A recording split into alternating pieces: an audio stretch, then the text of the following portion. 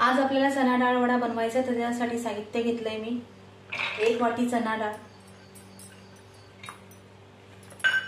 4-5 मिरच्या, 4-5 लसणीच्या पाकळ्या,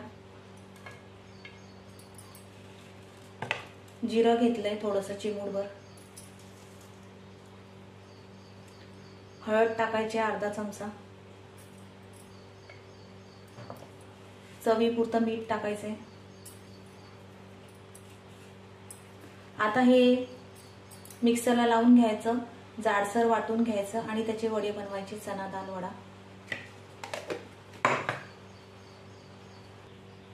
आता मी हे एका पातेल्यात काढून घेते, जाडसर असं वाटून घेतलंय बघा।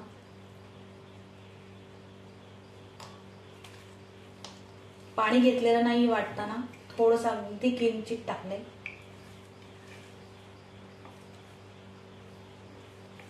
त्याच्यात आपण ऑलरेडी सगळं टाकलेलं आहे। आता मी त्याच्यात चण्याचे पीठ टाकायच्या ऐवजी कॉर्नफ्लॉवर टाकते, म्हणजे आपले वडे छानपैकी मस्त कुरकुरीत होतील।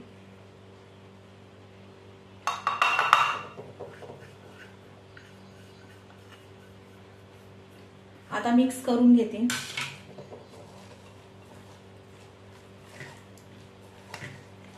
आता ते आपल्याला तळायचे मस्त गरम गरम तेलामध्ये।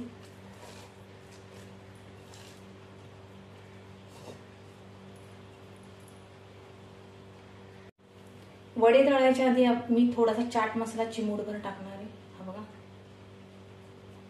आणि एकत्र करून घ्यायचंय। तर आता आपण वडे तळूया गरम गरम।